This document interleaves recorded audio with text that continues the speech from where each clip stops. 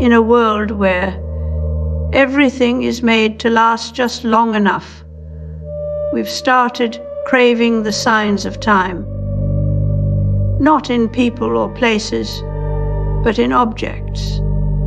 Why do we buy furniture with pre-worn edges? Why do Instagram influencers use filters that mimic faded film? It's because authenticity isn't found anymore. It's manufactured. Roland Barthes called it a THAT, has-beens, a temporal hallucination that makes us believe something is old just because it looks like it should be.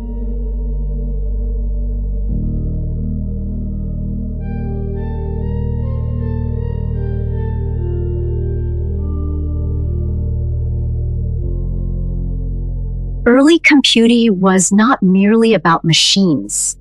It was about redefining human potential through logic and automation.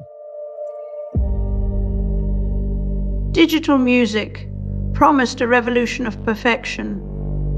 Every note in tune. Every beat locked to grid precision. But what we found was that perfect machines don't satisfy us for long. In fact, the smoother the performance, the less it feels like something made by or for humans. So we started doctoring our digital symphonies with cracks, wavers, and hesitations, not because they were real, but because they felt real enough to pass as something human. We learned early that in the age of artificial obsolescence, even a machine needs a soul.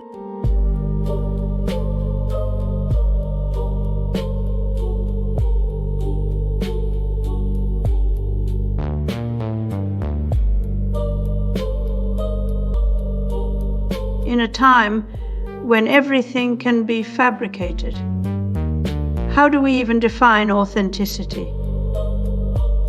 The digital world has turned real into a marketing gimmick. And now AI tools are programmed to mimic human flaws, like misspelled words or shaky handwriting. This isn't just aesthetics. It's strategic deception designed for trust. The more systems mediate our lives, the harder they must work to appear natural. A bot with perfect grammar feels suspicious. One that stumbles feels familiar. Just this week, a major company reported staggering costs after employees began using the Claude AI tool without oversight, generating content at such volume it broke budget projections. Meanwhile, Pope Francis recently warned of the ethical dangers in AI development, speaking out not as a technologist, but as someone concerned with the soul. What he didn't say is that these systems are already shaping our beliefs. By simulating authenticity, we mistake for sincerity. The illusion costs money to maintain. The shift from natural wear to manufactured nostalgia is now central in design, both digital and physical. You can't buy a vintage looking phone anymore without knowing it was designed that way. The patina on your furniture probably came out of the factory with it. AI generated handwriting, deliberately imperfect UI elements, even the way chatbots stutter through their first answers.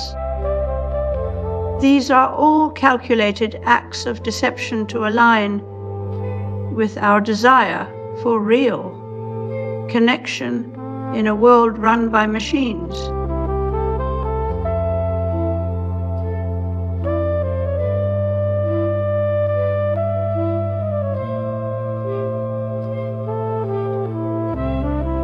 We have a new human being, and that's Chris Potter of Memetics Corporation, a new synthesizer, the Yamaha DX100, and a new computer, the Commodore Amiga. Neil Postman once warned us that technology doesn't just shape what we do, it shapes how we think, including how we define words like trust and authenticity. In Technopoly, he shows how each medium brings its own language, aesthetics, and logic of truth. When the camera replaced the painted portrait, for example, it didn't just change art. It changed what people believed a face could convey. The soul became flat, literal, a surface to be measured. Technology does not merely add tools. Maybe that authenticity itself becomes a technical problem, something to be manufactured and sold. We are now in a world where the only thing we can trust is the machine pretending not to lie. What happens when everything feels old because it was made to feel old? When every texture, crack, or grain of dust has a digital origin story. The soul that Van Gogh lamented might have been lost after photography. But now, even memory itself must be algorithmically curated and sold back to us as a brand.